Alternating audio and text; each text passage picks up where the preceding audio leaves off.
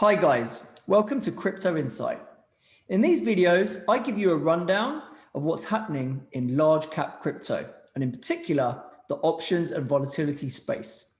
I started trading crypto options in 2020 after spending 20 years trading equity derivatives professionally. It's been a lot of fun trading the massive volatility in Bitcoin and Ethereum. And I can tell you as a vol trader, the markets with the most opportunity to make money are those that know how to move. I will give you the insight of my trading and experience and how I'm reading the options market flows and positioning my own book to trade the opportunities in the space. Don't forget to like and subscribe to the channel if you like these videos, and hit the notification bell to see these weekly videos as they are released. Thanks a lot and enjoy the video.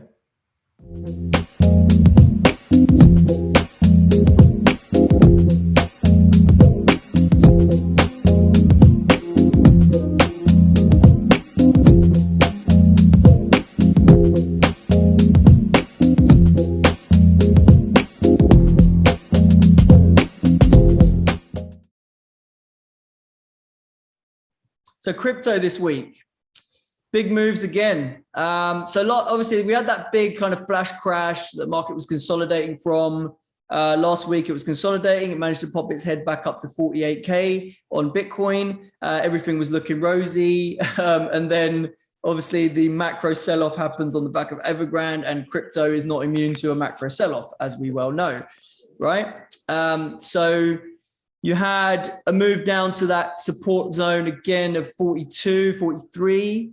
You actually overshot below that last night, but it didn't manage to stay down there. So we're kind of still flirting with that level, right, around the 43K area. That's kind of the big area to hold. But, you know, anyone's guess whether it's going to hold on to this level or not, right? But that is the level to hold on Bitcoin. On ETH, the equivalent level is kind of, I've marked out this sort of zone of 29 to 31 is kind of the equivalent zone here, I would say. And for now it's holding, right? So those are your key sort of support areas that need to hold in the big cap cryptos. But the risk is still there, right? If we get a macro sell-off led by a hawkish Fed, these things are going down, right? So just be aware of that. Know what your risks are, basically. Now, in terms of the cross, ETH Bitcoin cross, that's kind of in no man's land, right? So obviously had its big break higher, hit my target of 0.08, consolidating off there. As long as it holds above 0.065, no reason to believe that ETH isn't a good long-term play that will outperform on the upside. But for now, I'd say it's in no man's land, which basically means over the next week or two, don't expect these two to do anything wildly different from each other. They're going to kind of trade hand in hand, right? I would have thought. Yeah. So that's kind of what that says to me. One encouraging thing on the chart on Bitcoin is that, you know, whilst we have made this low, we've retested this low, if not gone below it, the momentum indicator hasn't collapsed below the recent low. So you're starting to see signs of positive momentum divergence on Bitcoin if it can hold this level. Same thing on ETH, right? ETH, when it first tested that lower level, momentum collapsed and the momentum indicator isn't quite as low. So seeing a bullish momentum divergence in a zone of support when the market's just had an exogenous macro sell-off that isn't a crypto-specific bearish thing actually should make you quite optimistic and constructive. But obviously the timing on the bounce is going to be very much dependent on when this macro sell-off is kind of over, you know, and I think we're going to find that out over the course of this week, basically, right? Okay, so those are my thoughts on looking at the charts. If we look at the on-chain stuff this week, so, you know, the futures open interest had got pretty extreme before the flash crash. Funding rates were a bit high, showing leverage in the system. All that stuff kind of unwound a bit. And so, you know, we've seen not as much leverage in the system now in the most recent sell-off. So it's a more orderly sell-off, even though it doesn't feel that orderly when it's down 10%. You've got to bear in mind 10% for crypto is a 2 sigma move, right? It's not a crazy move. So once you realize that, you can see this market isn't really that stressed. It's quite an orderly move. Yes, we've gone down to the supports, but it's not necessarily triggering panic, right?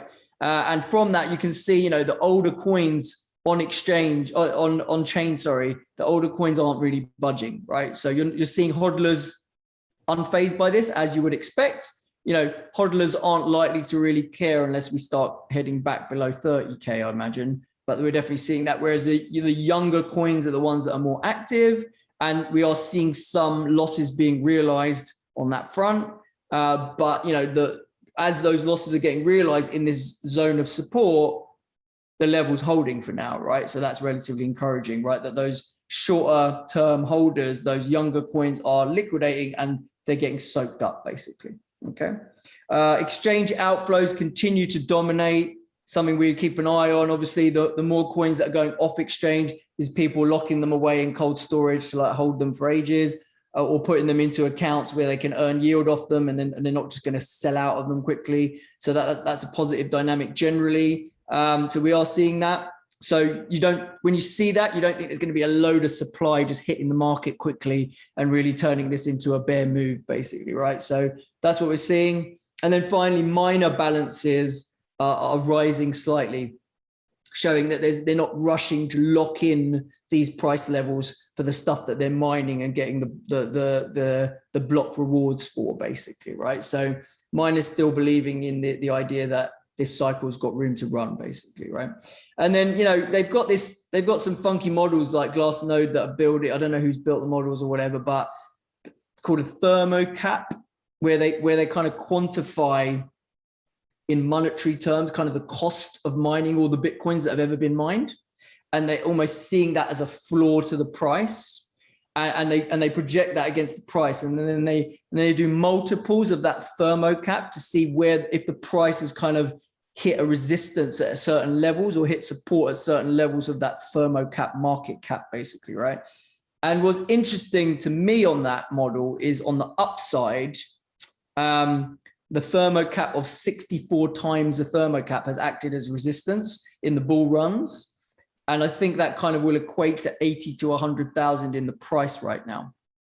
So if we do get a run on Bitcoin into the end of the year, I think your sensible target range is 80 to 100K, at which point you're going to probably hit another load of resistance. And it is a bit of a psychological level, 100K. So whether we actually hit it or not, or whether we fall short of it because every man and their dog wants to sell up there, we'll see. But the good thing is, with the on-chain metrics, we'll start to see if long-term holders are selling. So as we approach, assuming we approach those sort of regions later in the year, then I'll be monitoring and commenting on that. If we're seeing, you know, longer term holder activity selling into that strength, that will give us a strong sign that the market would kind of get exhausted up there, basically, right? But for now, you know, market still feels relatively well supported. I'm not panicking. I don't have a ton of hedges on against my Bitcoin. I'm relatively comfortable. In terms of positioning, I was earning carry last week. I had some put ladders on that were expiring last week, which kind of worked nicely. And then, yeah, I was generally, you know, earning carry, but thankfully I kind of stopped earning carry on Sunday just before this latest puke, which was a bit opportunistic because vols had got hit quite hard. And, you know, I've started reloading, but let's go into the actual vol charts, and then we'll talk a bit more about what vol positions I've been putting on. Realized vols kind of tells a little story. So obviously we had that spike in realized. So you had realized 7-day pop above to about 75, which was that initial flash crash. Then we collapsed back down to 40 as things calmed down last week. And then the sell-off yesterday has popped it back up to 70 again, right? So whilst 30-day realized has been relatively stable at around 60, 7 days chopping around like an animal, basically, right? So, and there you can see what's been going on. So no surprise that the term structure has popped, right? So if we compare to a couple of days ago, you can see here a pop in the term structure. If I expand that. So you had the front end at like 60, October at like 78. So you've seen October's only popped about 4 vols, but all those shorter dated expiries are now actually, you know, around 80. It's a flat curve in the front month, basically, right? So a bit of a rush for gamma there, basically, as the market suddenly started to move again. Again, not a massive surprise, right? But typically that happens when you get a big move in spot. But as soon as you get any stabilization, expect that front end to get hit, basically, right? And that's an opportunity that I often try to capitalize on and take advantage of. Yeah. So that's kind of what happened in the realized vol and in the term structure. Skew, super interesting at the minute, because I mentioned last week, right, that we were seeing a divergence in skew, right? So we were seeing short dated skew being elevated for puts, longer dated skew being elevated for calls. Now, you would have thought after a crash like we saw yesterday, put skew would start to go bid across the board, basically. And in previous sell-offs, we have very much seen that, right? We've seen even the longer dated side starting to finally sell calls and buy puts. We have not seen that budge at all this time around, right? So you've got, if anything, you've had calls go slightly bid, right, in the longer end from a week. You know, they kind of went to around, 6 vols, and now they're back to like 10 vols for calls in the 1 year stuff.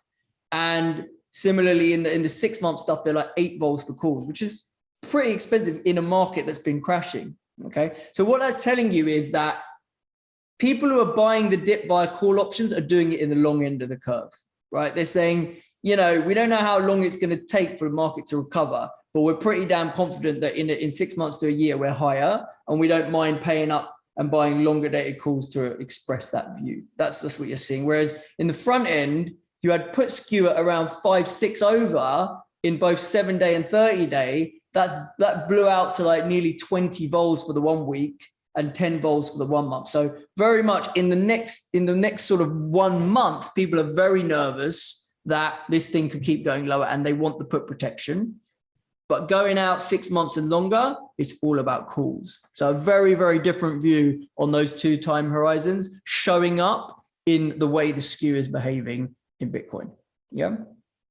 And the difference between Ethereum and Bitcoin vol is pretty, it's just pretty much a parallel spread of around 10 to 15 vol points, but nothing really else to say on that, to be honest. Ether moves around a little bit more, but all the term structure shapes, everything looked pretty similar to me. Nothing that interesting to point out. The other thing to look at is expiry, right? We've got September expiry in crypto, big expiry. If you look here, the open interest by expiration on Bitcoin, you've got around 65,000 contracts expiring on Deribit on September. So this Friday, that's a chunk. That's around 30 to 40% of the total open interest, right? So it's a major expiry. And interestingly, into this major expiry, which accounts for a lot of the open interest, where have we gone? We've gone straight down to the max pain point, right? So normally, I say the max pain point doesn't matter much if you're not in the vicinity of it. But literally, we're 3 days before expiry and we've crossed the max pain. We were up at 48, good 10% away. We went through it and now we're kind of here. So I would expect there to be a relative amount of gravity now to this max pain point where, provided we don't get a real shocker out of the FOMC and takes the whole macro landscape down, that Bitcoin won't escape. In the absence of that piece of news, I would expect us to kind of be gravitating around here until Friday. And then if we want to have a move to the upside on the fact that we've kind of consolidated enough into these support zones, we're showing the bullish divergence, we want to go higher, I think that move comes after expiry, after this September expiry, right? And I'll be looking out for that, basically. And like I say, it's a similar story in ETH. ETH hasn't quite crossed through its max pain in the same way, but it has approached it, which probably means, ETH again is going to struggle to kind of move that far. Its max pain point is around 29s versus we're trading at 3,000, right? So again, that it's in that support zone that we're talking about, basically. So those support zones are also the max pain points, which suggests to me we're kind of going to stay around those support zones this week in the absence of major broad market moving news, right? But we know we're going to hear on Evergrande most likely on Thursday, Friday. So we might get some shenanigans out of that, and that may shake us away from here. But like I say, all things being equal, that those levels should give us some kind of gravity. Yeah. Thanks for watching, guys. If you like this content, please subscribe to our channel, give the video a thumbs up, and hit the notification bell so you don't miss out on future videos. To watch the entire macro call, which includes the live Q&A and a walkthrough of all my top trades, you can sign up for a free trial to Macro Insight. If you join our exclusive trading community, you'll get access to our Telegram group, and you'll also get weekly market reports summarizing the macro call. The link is in the description to the video. And for more information, you can connect with us on socials, or you can visit our website, options-insight.com. Thanks a lot.